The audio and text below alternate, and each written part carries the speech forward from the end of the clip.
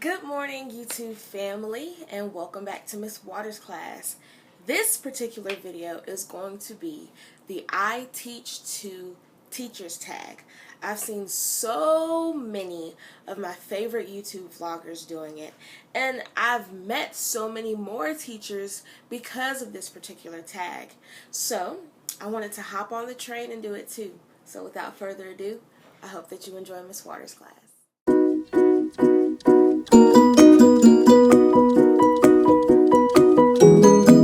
Okay, question number 1 reads, what do you teach and where? I am a kindergarten and music teacher in Durham, North Carolina. How long have you been teaching? I have been teaching, this will be going into my 2nd year, but if you count the year that I was student teaching and having the TA position, this will be going into my 3rd year at this particular school. Did you always know that you wanted to be a teacher? Honestly, I am a first-generation college graduate in my family. So I didn't really know that I wanted to go to college until my freshman, sophomore year of high school. And I had a strong passion for music, and I was always either the section leader or the teacher's aide, which is the student director that teaches the music and conducts it. And so that turned into me talking to my old mentor, which was my band director friend Shelton, and I told her that I wanted to become a music teacher, and she basically put me in the correct classes for my high school curriculum and put me in a lot of leadership positions, and that really helped me become the teacher and the musician I am today. So I really do enjoy teaching music. And so to answer the question, yes, if from sophomore year to now, sophomore year in high school till now, I knew that I wanted to become a music teacher. It's just a passion that I have. So yeah. Question number 3. Oh, question number 4. What is your typical teacher outfit of the day? I'll insert some pictures within here, but during the summer and springtime, I usually just like wearing a simple little sundress or some type of cardigan if this dress is strapless or has spaghetti straps. And during the fall and winter months, I usually wear a nice shirt and some slacks, or a nice shirt or a nice suit. I really like being professional. So those are the things that I usually wear, and I'll insert pictures during this time so that you can see it. Okay. Question number 5. What do you usually bring for lunch? Okay, here's the thing. And a lot of the teachers that I have watched kind of go through the same thing. Listen, when you're a teacher, it sounds all good and stuff. Yes, plan ahead. Yes, meal prep. It's healthier for you. It does better for you, which it does, because I've tried it myself and I was doing really good at one time. But when it's time for report cards to come out or your grading papers, especially if you're a teacher and an entrepreneur, your time gets very limited. So at the beginning of the year and even towards the end of the year, I was meal prepping, bringing salads, grilling chickens, bringing cold cuts, having baked chips, and bringing fruit and everything else, because I meal prepped and I planned ahead. But during that middle gap, especially in my first year as my solo year in teaching the classroom, it was really just whatever was easy. So it could have been a frozen meal. It could have been a packet of noodles. It could have been ordering pizza and bringing it to the school. I mean, it gets like that sometimes. Let's be real. So my lunch is kind of yeah, to say the least. So this year, I'm going to try my best to meal prep and pack as I should, because you really do feel a difference in your body. So that's that. What is one of your favorite books about teaching? Okay, since I am a kindergarten and music teacher, my favorite books most of the time have to do with the enrichment of incorporating music in the classroom and making sure that my spiritual being is in alignment. So I'm going to show you the 2 books that I have been reading nonstop over and over again, especially in my first year of teaching. This particular book I add on to my devotion every morning. It's Blessings for a Number One Teacher, and a lot of the insertions are from the Bible and anonymous writers. But what it does, it gives you scriptures, it gives you things that really help and motivate you as a teacher, like this particular page, and I'll read it for you. It says, "You're a special person, a teacher who truly cares. Know that you're appreciated, and daily in my prayers." And that's from Carla Darnica. And it has a scripture to go along with it. And it says, "He shall give his angels charge over you to keep you in all your ways." So I really incorporate this in my daily devotion during the school year and out of the school year, because I really want to try my best to be a great teacher and always let my inner light shine so that the kids can see it and enjoy learning. So the second book that I have been reading, and this actually goes along with one of my projects for grad school, because I am getting my Master's of Arts in Educational Technology and Aesthetic Learning and incorporating music into the classroom. So this has been a read often, and it's Getting Started in Elementary Music by Lois and Harrison. And it's really good because it gives you different things on what you should do, like singing and planning and listening. So it gives things of that nature so that you can get started and know exactly what to do. And the third and final book that I have is Strategies for Teaching K4 General Music. And the next question is, what is one of your favorite teacher movies? Oh, I forget the name of it. I'll add it below. I watched it with one of my best friends who is also a teacher. But it's the Ron Clark story. I think that's what it's called, the Ron Clark story. And it's just so inspirational. I mean, Ron Clark himself is just inspirational. And the movie was great. It was great. And you should really look at it, especially if you're a beginning teacher, because it gives you, the correct insight on what to expect as a teacher and how to overcome those barriers. So it was really good. I really enjoyed it. And it says, who is your favorite teacher? So I mentioned her earlier in this vlog, but my favorite teacher was Fran Shelton. And she's retired now, and I don't know if she's watching this, and I don't know if any of my high school colleagues that still keep in contact with her watch this, but if you're watching this, Fran, I called her Mama Fran. She was one of my favorite teachers. My favorite teacher. As I told you, once I expressed to her that I wanted to become a music teacher, an educator, she put me in the correct classes to get ahead on my college career. She gave me different schools to look at. One of them was North Carolina Central University. She gave me Mars Hill. What else? Appalachian State. She just gave me a list of different schools that had great music programs, music education programs, and she just told me to go for it. And I did. And I chose North Carolina Central University. And she was a huge influence on me. Especially in my general music class, especially when we're getting ready for concerts. I find myself saying a lot of the little knick-knack things that she used to say, and I'm just like, what in the world? Because at that time, I I hated them. I didn't know why she was being so hard on me. But it's the teachers that are hard on you and love you and nurture you into your gift that really, really put a stamp on you. And she did. She did. She did. So, Fran Shelton, thank you.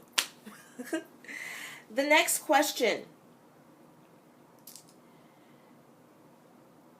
Who are some of your favorite teacher YouTubers, Instagrammers, Snapchatters, etc.? So, let's see. My favorite YouTubers, I have gotten so much from these women and one man. I've gotten so much from them just from their channels. Ways to teach, ways to incorporate different things within your classroom. So, I love Smarty Style. She was the inspiration of why I started my YouTube channel and why I started this teaching vlog, because it's not very often that you see teachers of minority in the classroom or in professional positions. So that's one of the reasons why I love her vlog. I love the way she carries herself. I love the way she dresses. I just love the way she teaches. Another is Too Cool for Middle School, and she actually started this vlog. Not the vlog, but the tag, iTeachToo tag. She's like, I just like watching her videos. Pocket Full of Primary, I love watching hers. Who else? Real Rap with Reynolds. He is so funny. Like, he is so funny. Like, he's an awesome educator as well, and the way he teaches the kids, the way he runs his classroom, I really admire it. So those are my favorite YouTubers, Instagrammers. I mean, I follow them on everything. So yeah, what is one of your best classroom management tips? Okay, I realized a lot of things within my first year of teaching, and with this new generation of kids and students, they are not, going to adapt to the old school way of teaching. Point blank period. You're not going to just tell them, sit down, do your work. I want that done now. You got to do this. They're not going to respond well to that. So one of the huge management tips that I use within my year, and I'm going to use it until I retire from teaching, which is years from now because I love it. But this thing called reflection time. Okay, so in the beginning of the year, I have the students make up their own classroom rules and make up their own consequences. Of course, I guide them to make sure it's nothing off the wall. But if you give the student the opportunity to make them think that they're running the classroom, it works well. So if they break this particular rule and they choose to not follow up with this consequences that they chose, there's this thing that I do called reflection time. Now, reflection time is a new way of timeout. What I do is, they're still a part of the classroom. In fact, the reflection time that I set up is literally in the middle of the classroom. The particular student goes to this desk. They take their stuff with them because they're still a part of the classroom. And they just sit there and reflect. I allow them to take deep breaths, do their work while they're there so that they can calm down. And when they are ready, I don't tell them when to get up. I don't tell them when they should, what they should reflect on. I don't tell them any of that. I put all of that responsibility on them. Once they realize they have calmed down and they have reflected on their actions, I just allow them to go back to their seats. No questions asked. There's no need to interrupt the classroom. Johnny, why did you do that? Johnny, why did you do that? I just tell them reflection time. Simple as that. If I'm in the middle of teaching, if I'm in the middle of breaking down a math problem for kindergarten, or if I'm in the middle of teaching a song in general music, I don't have time to say, go sit. No, I just say reflection. And they know exactly what I mean, reflection. And they go, take their deep breaths, and they move on. That has worked so well for me. Like, to the point where it even dims down the conversation with the parents. Like, and my teachers know what I'm talking about. It dims down the conversation with the parents to the point where, you know, little Johnny said that he had reflection time, and he took that time to really think about his actions, and he told me what he did was wrong. Try it in your classroom. Try it in your classroom. It works. So, the next question is, what is one reason you decided to become a teacher? Well, this is the last question. What is one reason you decided to become a teacher? Point blank period. I know it's so cliche, and I know that you have probably heard it through several of the iTeachToo tags, but I love children. I love the primary and middle grades. I love it. I love it. I love it with a passion.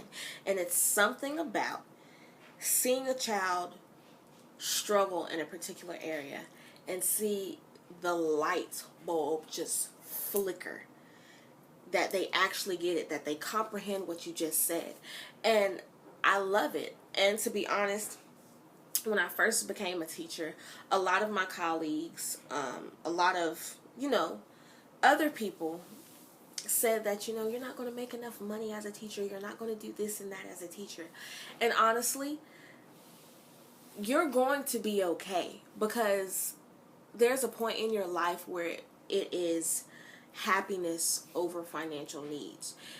And teaching is one of the professional careers that allows you to be creative. As I said, I'm a music and kindergarten teacher. I have some things coming to you guys that I can't wait to share, but I can't share it right now because I'm finishing up contracts and paperwork. But I'm so excited to share this news with you guys when that time comes.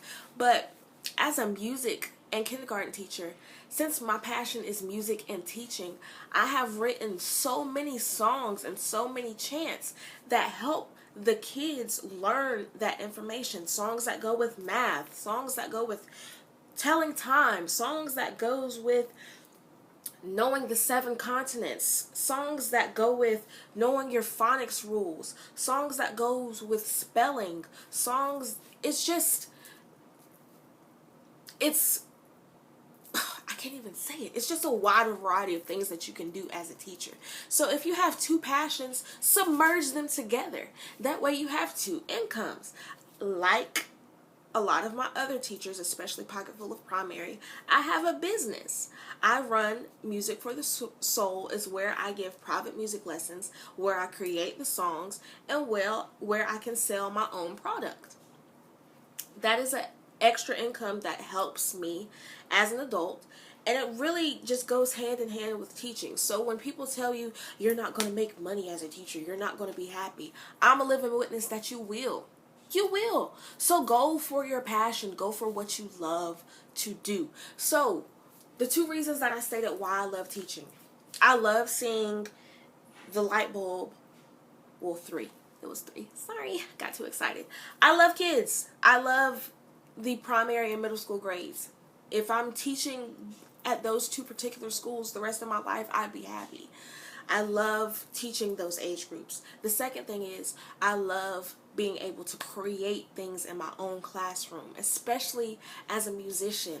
Like, I can't sit behind a desk and just type, and no. I have to be able to create and be spontaneous in my own environment. And with the kids and with music and with teaching, I'm able to do that. And the third thing is, follow your dreams. Teaching is the only career in the professional world that I know that you can submerge 2 passions into one, and it works so cohesively. Like, it just works.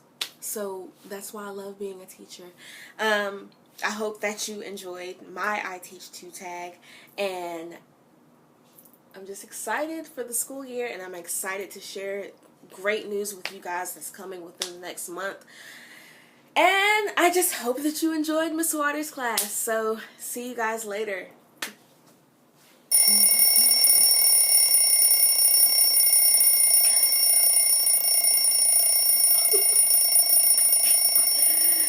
Get these books, guys. Get these books. Get these books. Get these books.